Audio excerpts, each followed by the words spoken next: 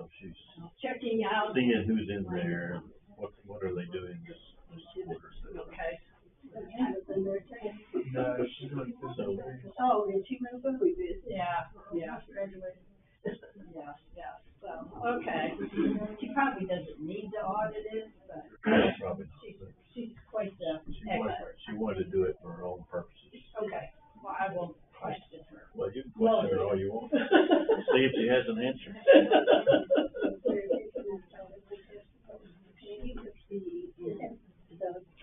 Whatever they want to bring them in, that was just too much. Well, of course, we didn't have as many then. Down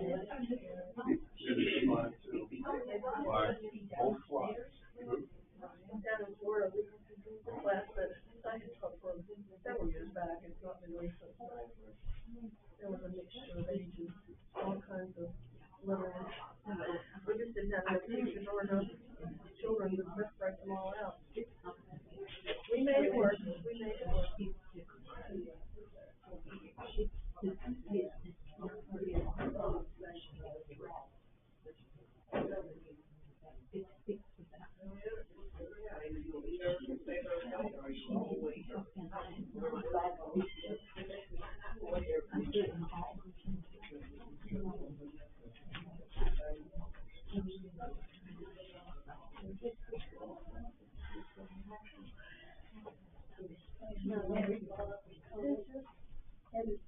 and I'll find it now.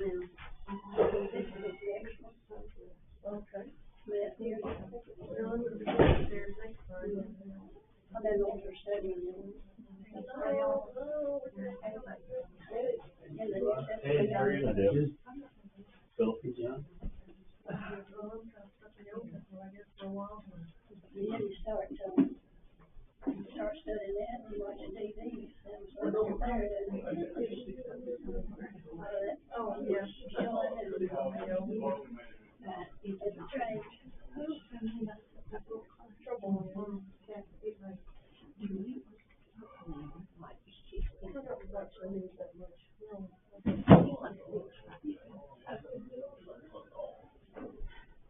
I don't know what they're changing. I'm not sure. You know, like, that's almost, some people watch like CNN and stuff. I don't know if it's better and I stretch my booster rate.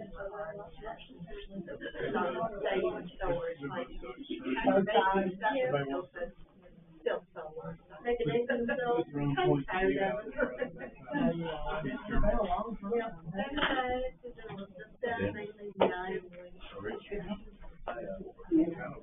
Why do you let slip in like that?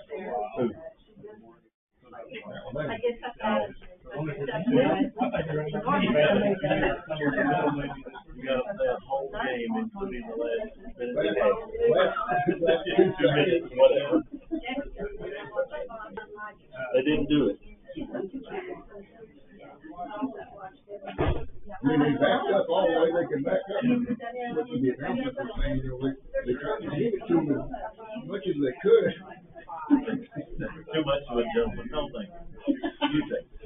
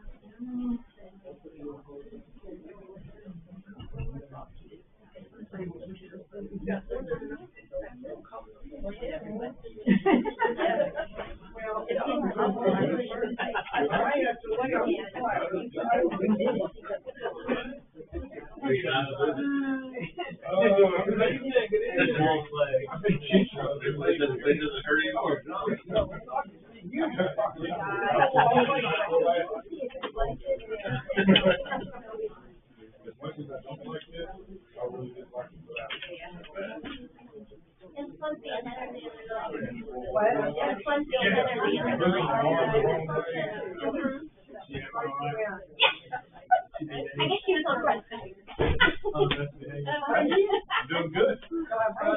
Yeah, we did. Hey, what's not great? It's south of Bill. It's all your No, Oh, make sure we start on time tonight, don't they? it's West College. Fireman. New buildings that they built. It's beautiful. Yeah, the pictures for the background. It's really pretty. It's a pretty place. Maybe I done the wrong thing. Twice. I think twice. I think one for them, same thing. All right, y'all. Well, hey, we're in our last class. Can y'all believe we've come through an entire quarter?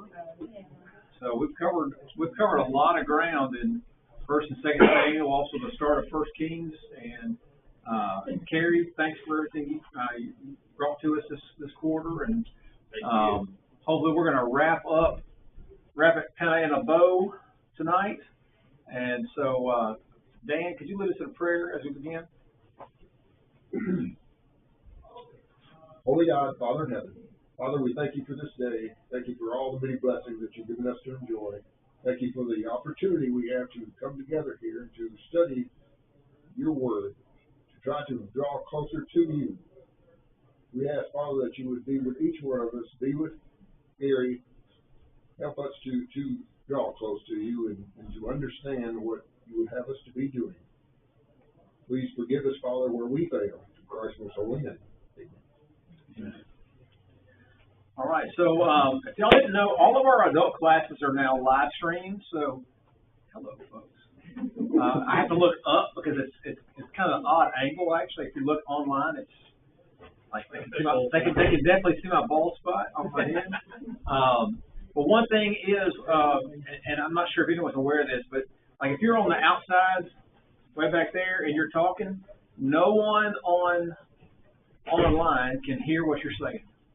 So that means you speak louder, or me as a teacher or whoever's teaching next time, John, will have to repeat the question. So that was a suggestion that was given, so we wanted to share that. So if you're outliers, back row people, speak louder. Teacher, repeat the question. Okay.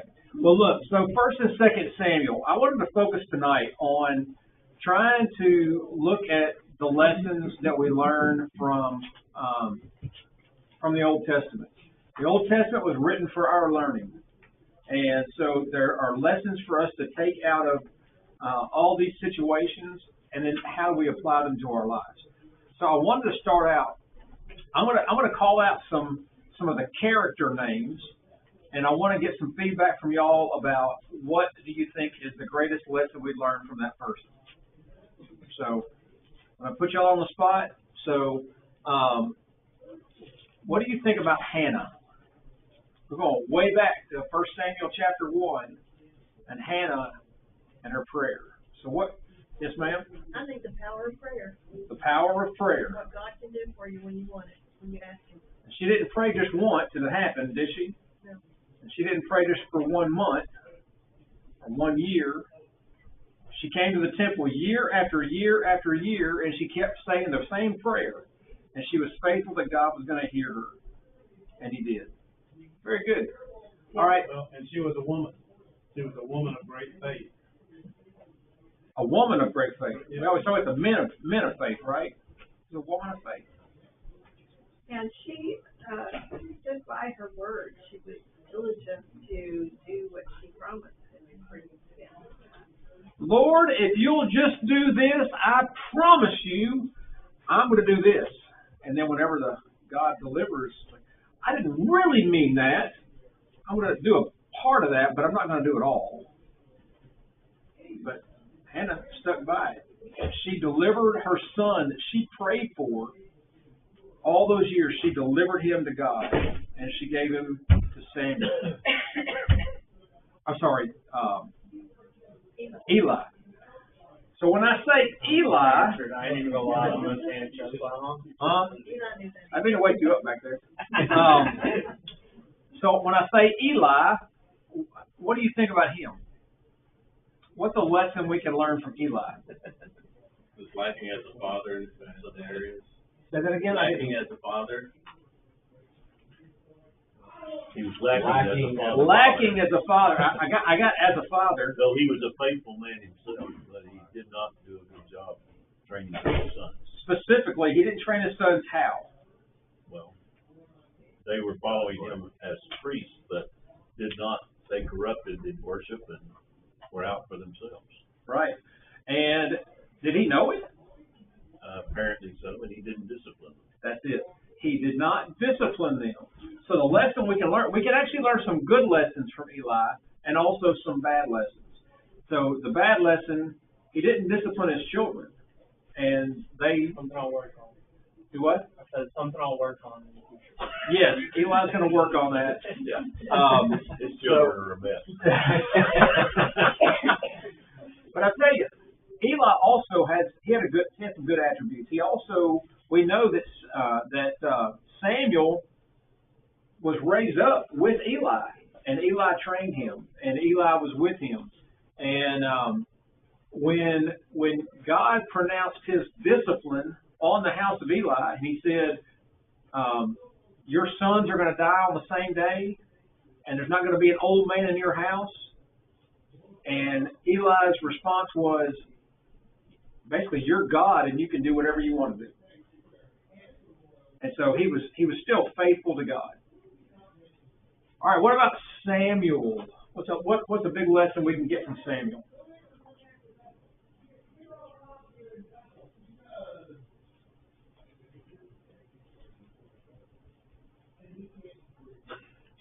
He was very faithful to God from his youth. And his role changed a lot over the term of 1st and 2nd Samuel. He started in 1st Samuel. He was the judge. He was a leader of Israel. But he was told to anoint Saul as king and then David as king. And he became one of a prophet and a teacher to the kings. Right. And then accepted his role. He just did what he was required to do. It wasn't about him, was it? No. It was not about him. It was about his service to God. Miss Kathy? That's pretty close to Or what Karen? I said. He did things even though he didn't necessarily think they were the right things to do. He probably would have agreed with God not to have a king, but he had to do what God asked him to do. Well, actually, whenever they came to Samuel and they asked for a king, that Scripture says that Samuel was angry about it. So it wasn't. I mean, he didn't wait for God to say God was angry. Samuel was angry because they had rejected the true king. Anything else from about Samuel?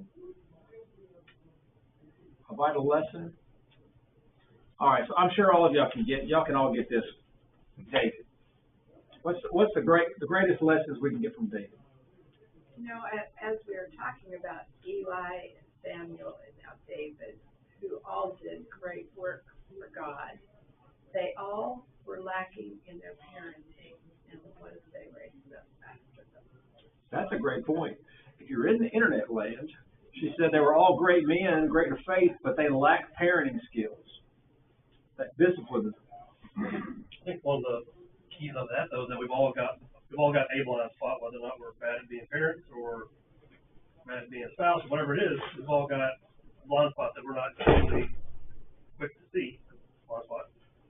You just see blind spots, but like I said, we all need to look at ourselves and see, okay, what am I lacking? What's my blind spot? So try to be truthful about that. Have somebody point it out for you. Feeling froggy. If you're from a blind spot and you told me that, I could hurt my feelings, but at least being honest. Sure.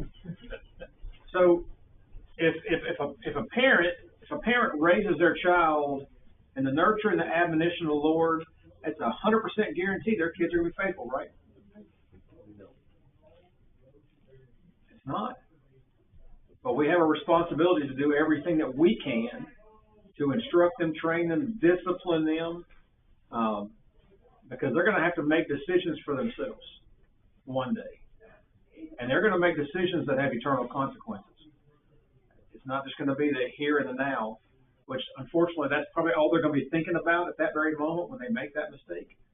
But that's the same thing that we did whenever we made our mistakes, because we've all made mistakes. We weren't thinking about the long term. We're thinking about right here, right now. And so I think a great lesson we can't always make sure our kids understand is the concept of forgiveness. Teach that lesson of Christ, forgiveness, acceptance, bring them back. Do you think that David understood the concept of forgiveness? I mean, so, David, we know David was a man after God's own heart. But that doesn't mean he was perfect. He made his mistakes. He sinned with Bathsheba,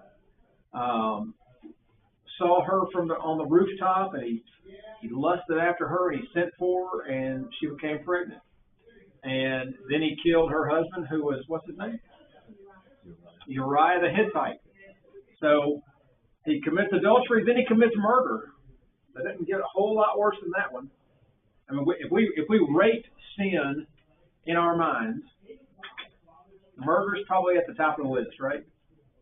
But it's just as deadly as gossip, as lying, bearing false witness, all those things.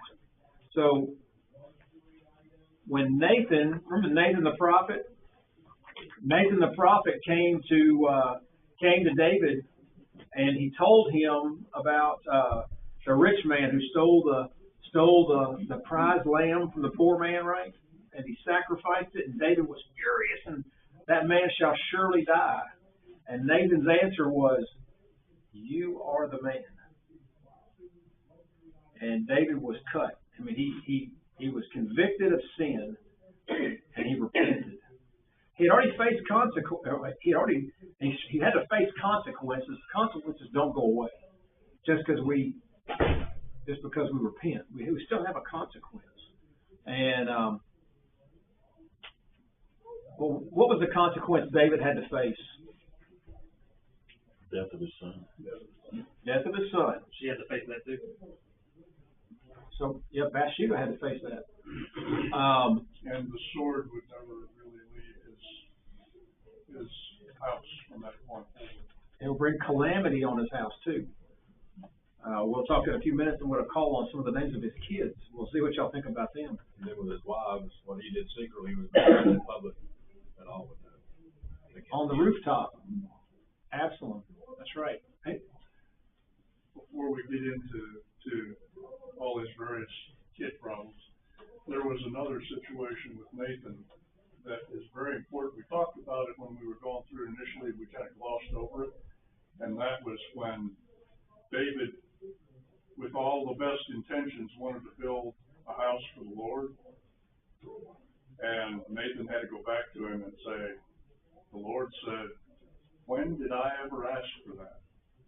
And I think there's a very important lesson that we really need to emphasize in 2 Samuel 7, that we can have something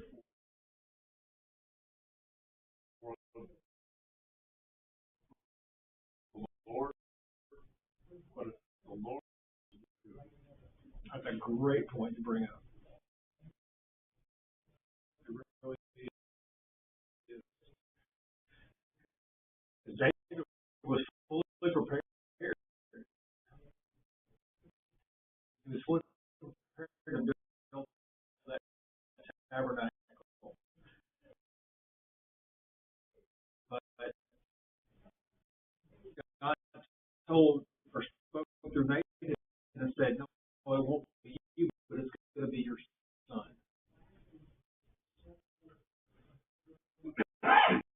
Great point. Here, quick question that I think we talked about, Bible study that David did.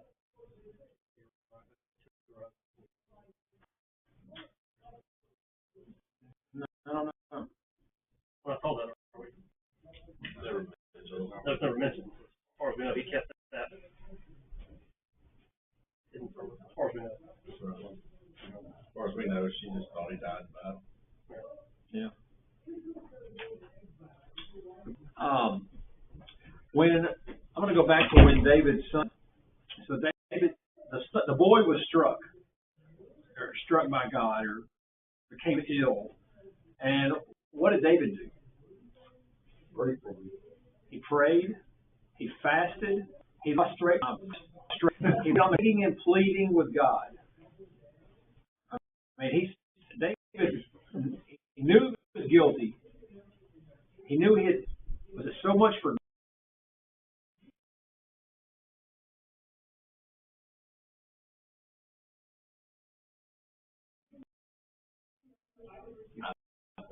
I think he was, child was safe. Child was fine. And so ultimately died.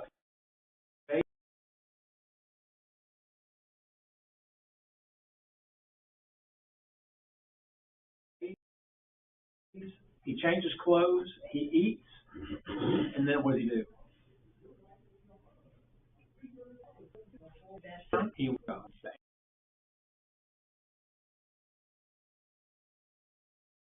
not the answer he wanted, but then he praised God. So David, with his heart for God, even though he sinned, he still had that heart for God. And so that, I think that's a wonderful lesson for us. We're going to make mistakes. We're all going to make mistakes as long as we keep our focus on doing right and serving God. Then the main list was King's. So I want to make a quick point. I saw something the other day that I thought was important, that drew an analogy between David looking at Bathsheba, innocently being out on the roof, just walking, suddenly this tree pops. That was the analogy for us today. You've got a young man scrolling, maybe looking at sports, maybe he's looking at cooking, maybe he's looking whatever, and then there's a screenshot that hits. So he has options, dance, link. So I just thought this resonated. We were studying with y'all probably get those from time to time, or something that's, you know, not appropriate or tempting. So it's a very important lesson. And Or the chance to click and go into a gaming site or something like that comes up all over the sports stuff. Yeah. So a picture I saw the other day on the internet, and I did have to click on it. It was Dolly Parton as a Dallas Cowboy cheerleader. I had to click on that picture. And then the other pictures, those were the pictures I probably should have seen. Those are the actual Dallas Cowboy cheerleaders. So one could have been completely innocent that can clickbait. I wish they clickbait. Yeah. Anyway, that's a really good point. You took the bait. Yeah. That's right. All these classes they make us do at work for, you know, spam emails. I hate those. Anyway, don't click the spam email. All right. So now, what are some lessons learned from King Saul? Go to God first before you make decisions. He always did what he wanted. He never consulted God. And then he had a simplicity about him. He came from nothing. I mean, he was nothing when he became the king. He was anointed, and he didn't even want the job. You know, it was time for him to be anointed in front of the people. They couldn't find him. And as time went on, he became quite accustomed to being the king. And he didn't want to give that up, even though he had been told that the kingdom has been turned to you. Give something. So, what about Jonathan? He was a faithful friend. Faithful and loyal man. So think about what Jonathan. Think about the character Jonathan had to have. Jonathan is the son of the king. So, in right, he's the next king. And yet, he loves David so much to be a better king than he would be. He knows that David's been anointed by God. So he trusts in God, right? And so he follows God more than his father does. So that's a good example that you can have. You can still be a fantastic child of God. You don't have to have fantastic parents or even faithful parents. Probably had a good mother. He probably did. I mean, when you look at all the kings of Judah, you know, you had good ones and bad ones. Even good kings had good sons, and bad kings had good sons. Good kings had bad sons, and I just go back to nature is gonna be so absorbed in other things that he may not even spend a lot of time training his children. How could he? He probably had hundreds of children. He had hundreds of wives. Say how many actually? Years, maybe to a lesson parents that had a good friend. A lot of good friends. That's right. John said, not a parent, not a friend, they, older John. So, friend, Abigail, remember her? She had this really nice husband. A faithful wife, no matter who her husband was. She was a faithful wife. Was she trying to protect Nabal? I think she was trying to protect the whole household because David would have probably taken his retribution on the whole household. Well, he was coming with swords, wasn't he? And a few hundred men. Right. So Abigail went, when she heard what her husband had done and said, she went out. She sought after David, and she brought food, and she brought wine, and she brought all the things to appease and to say, don't listen to my foolish husband. But David responded to that. And so in the end, David didn't kill Nabal. It said that God struck Nabal, and then later he died. And so then David had another wife. So at least he had a good one. That kind of goes back to me when I think of David, a man after God's own heart. That's, another king or whatever would not have done that. They'd have to, just the pride and the I'm boss, I'll forget you, woman, But he had God, he's a man after God's heart, not, his own heart, So he had that forgiving spirit about him and so forth, which was really neat to see. He wasn't always about vengeance. There's a lot to be said for standing up for people that you know need to be stood up for too. Just to have the heart to be willing to do it when it's really hard. It says a lot about people's character when they're willing to do things like that. Obviously, he didn't deserve it in the moment, but that wasn't the point. She made the move that she needed to in the moment, despite how difficult it was. I mean, it's not easy to face a king who has the right to kill you. Just in and of itself, but to stand up for somebody who's doing something wrong in that moment, it says a lot about her character. And we all might think of that in our own lives. Are you standing up for the people that you love, whatever it might be? Are you taking that moment to put somebody before yourself? I mean, that's in the law and it's in the New Testament for sure. Love your neighbor as yourself. I mean, she stood that and gave us a great example for it in her time. Really good point. All right. Let's see. I'm going to skip a couple of these names because we're not going to have time to go all through all the characters we had through 1 Samuel. All right. Tell me about what do you think when I say Joab? Controlling. And a murderer. Twice. Twice that we know of. At least twice. That we know of. He was a murderer twice. And How about an opportunist? Opportunist. He took the opportunity to serve whichever king he thought was gonna, or whichever person was gonna be king.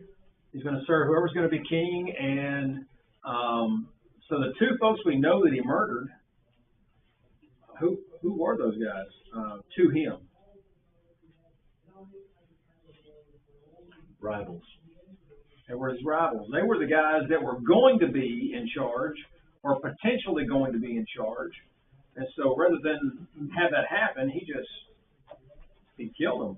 He did seem to have some military skill because he won a lot of battles with David.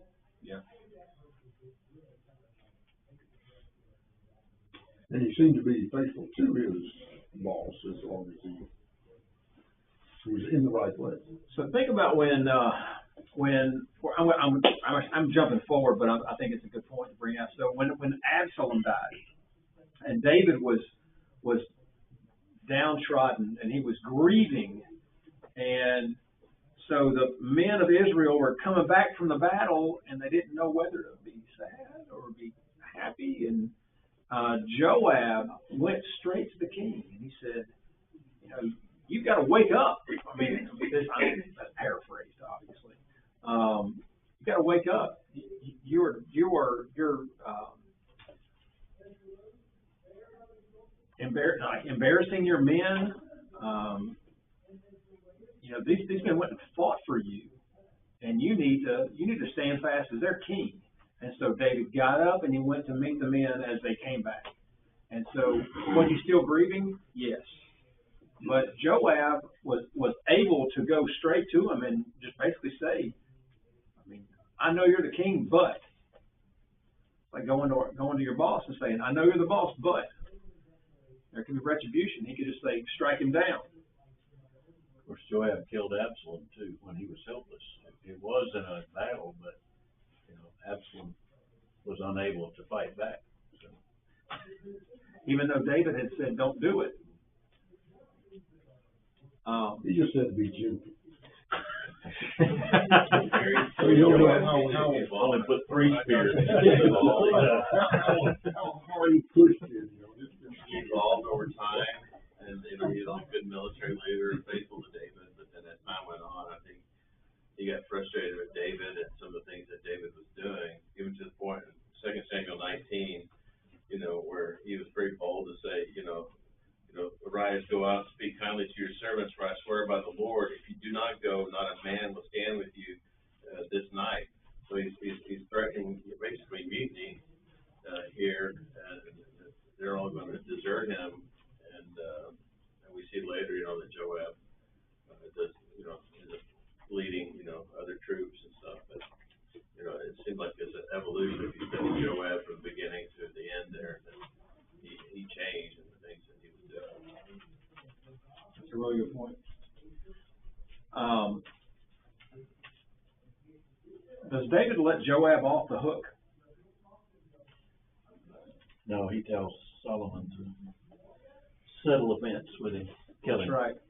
We covered that whenever we were talking through our First Kings, and so Solomon dealt with Joab. Remember, he was the one that was holding on to the horns of the altar, and so Joab also tried to talk David out of doing the census that was going to be against God's will right at the end of 2 Samuel, and David overruled him. But Joab didn't do it completely, so he didn't count everybody.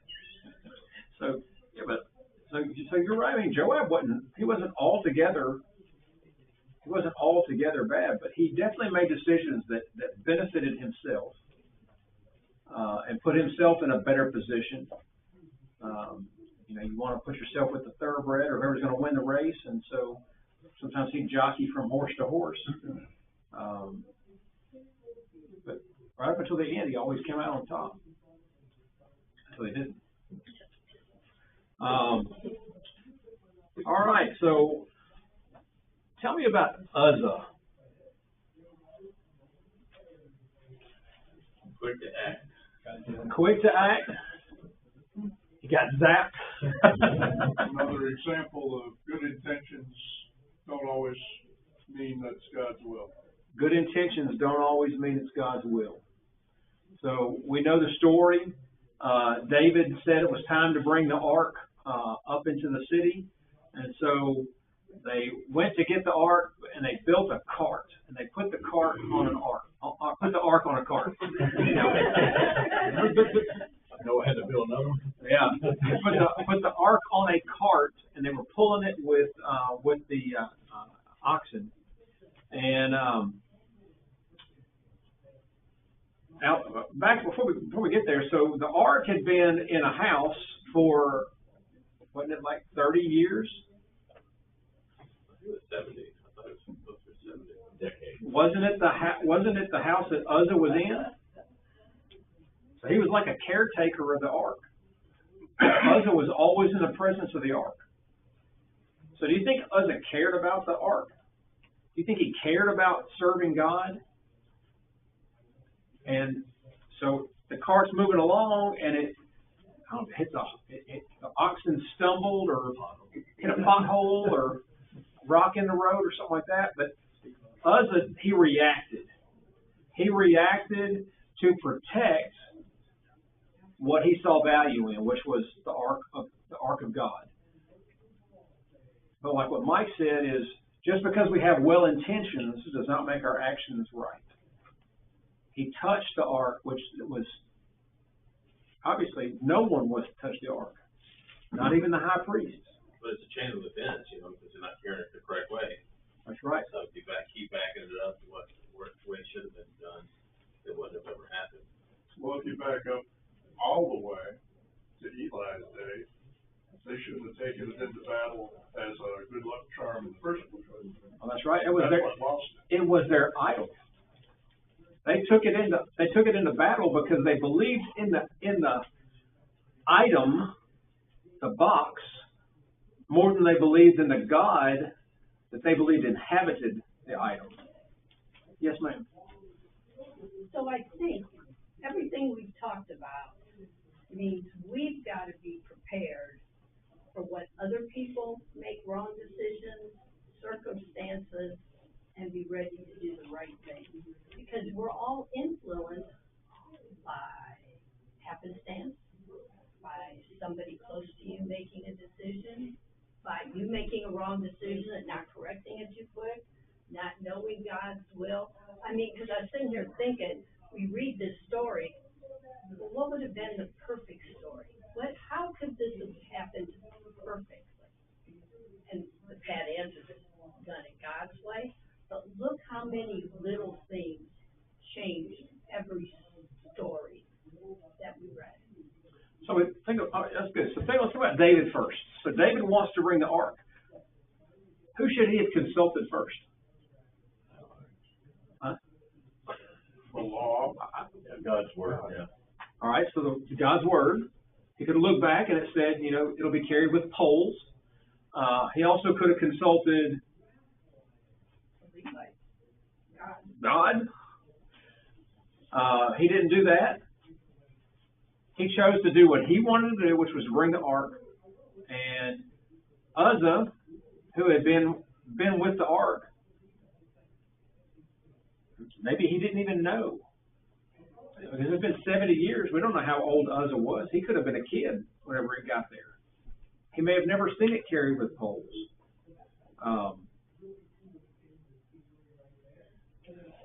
Or maybe he got so used to just handling it and take care of it, he sort of took things for granted.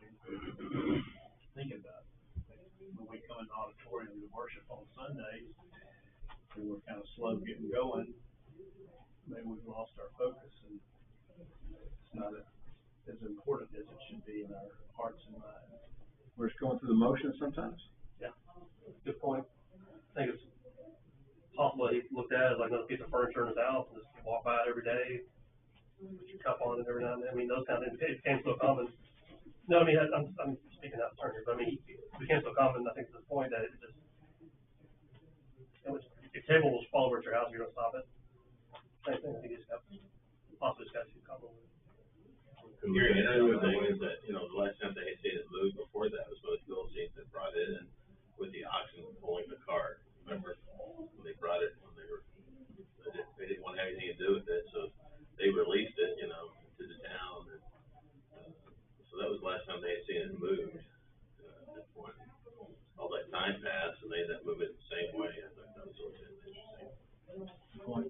So you look at it more of it's a more efficient way to move it. We got to go a little farther away, so it's more efficient to do it this way. We do that, you know, we can do that today, you know.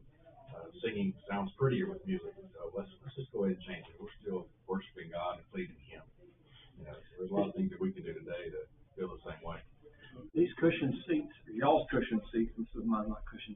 Y'all's cushion seats sure do feel good. This air conditioning sure does feel good. Man, it sure is nice to have the lights on. Do we have to have any of these things to worship God? Not a one of them. What do we have to have to worship God? Our hearts and our minds and each other. We have to have each other to worship God. Spirit and truth. That's right. So, we get caught up with our comforts sometimes. Air conditioner not working. It's too hot. It's too cold. I'm not coming because it's too cold in that auditorium. I've never heard that, by the way. That we have that Solomon never had. Huh? I've always said it, that's the one thing that we for sure have that Solomon never had, was the ability to change the air around him. Like, as wealthy as he's the wealthiest human that's ever lived, but he could do simple things like that, Once we think we're poor, but we realize that we're vastly wealthy compared to pretty much anybody that's ever lived, so. Great point. Really great point. Could you hear that? We were wealthy here, a lot more than even Solomon had. Yeah. All right, so a couple more names we'll throw out and get the lesson we can get from it. David's son Amnon.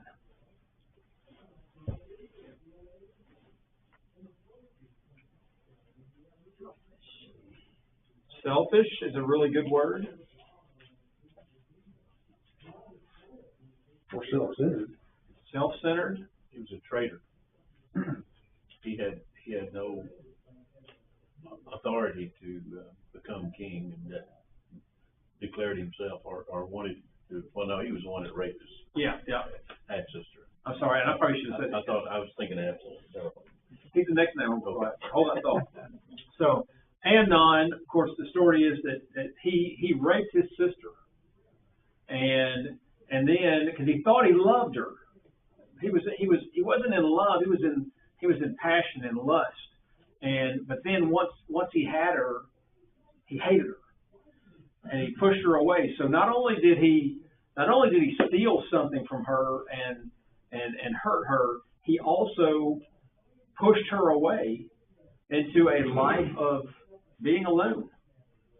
And so there's no good lesson to learn from Amnon. What about Absalom? I think there's some good lessons from Absalom.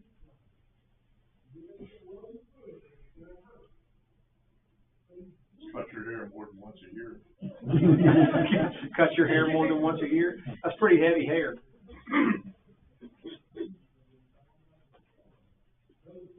All right, so Absalom was Tamar's sister, and when he found out that what his brother had done, he just stormed right over there and started beating on him and killed him, right?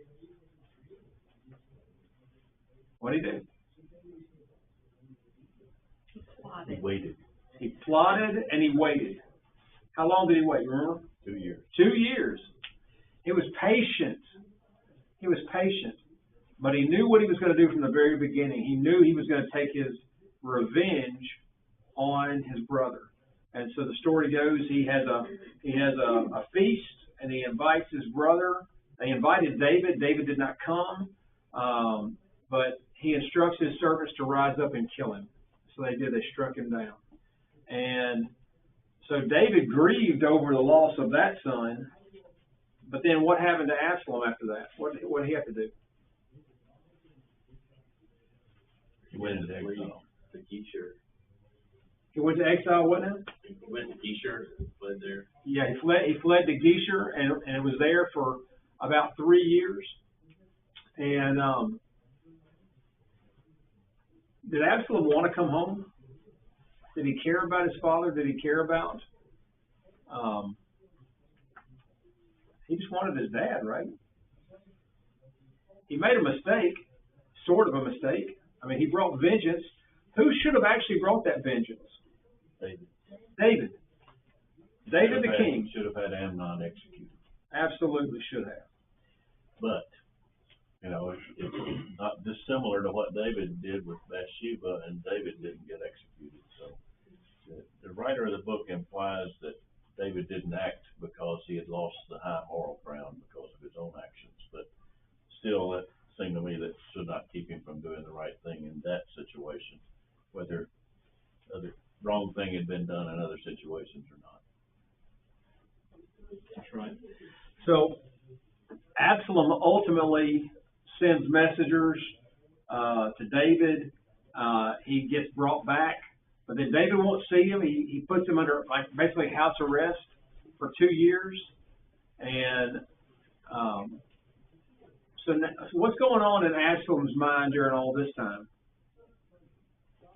He's kind of changing. So his mindset's changing quite a bit. So I think I actually see two sides of Absalom. I see a brother that would do anything to protect his sister.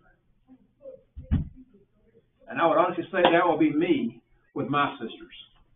I would probably do anything to protect my sisters. But he was that way at the outset. But then over time, he started becoming more of, what can I get out of this? My dad has basically rejected me. He won't even see me. He won't even look at me. And so he starts a conspiracy, does he not? A conspiracy to overthrow his own father and to take over the kingship.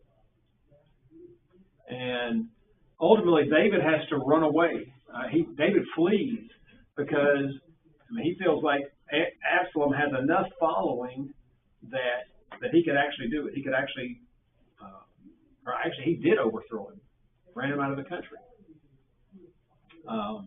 And then, of course, we talked about Absalom was killed by Joab, and so another murder of Joab's. Would y'all consider that murder since he couldn't defend himself, even though it was in battle?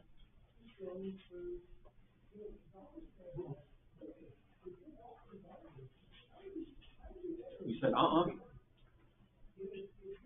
Not sure. If you're in the war, or if you're in a battle, everything's fair and love and war. But he was completely helpless. He couldn't battle back. Yeah, he couldn't run away. That's a good point. It would have made a horrible conundrum for David, though, had he arrested him and brought him back. David would have had to execute him. I mean, how could David allow treason, basically, to happen within the kingdom? I don't know that the constituents would have. It would have just been an interesting situation for him to have to wrestle through. Well, immediately after, there was another insurrection against David.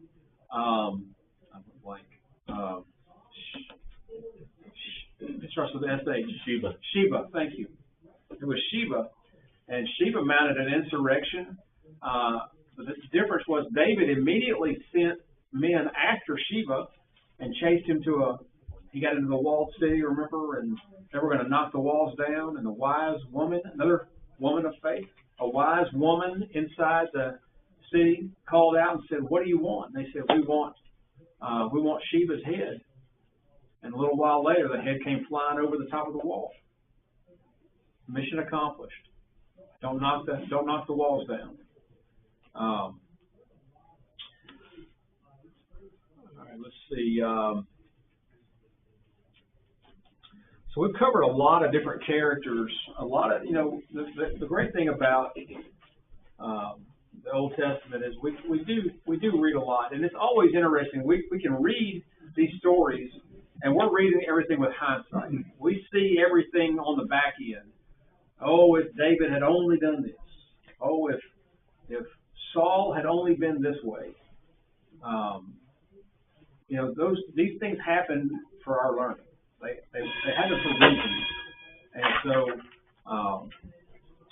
y'all, thank you for your attention. We thank you for this quarter. Thank you. Y'all, if y'all are in the Matthew class, the books are up here. That's the class that starts on Sunday. So don't leave without your book. You can have your lesson done on Sunday. Oh, yeah.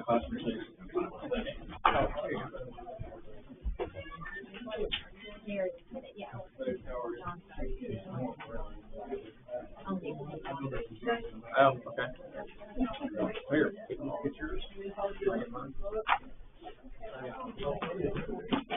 Thank you.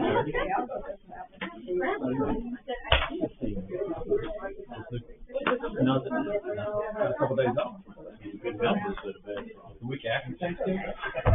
So I was off the week of Thanksgiving on vacation. I came back in about 5 days, and I'm on regular days off. I appreciate you. Thank you for being flexible. Yeah. I was telling Julia,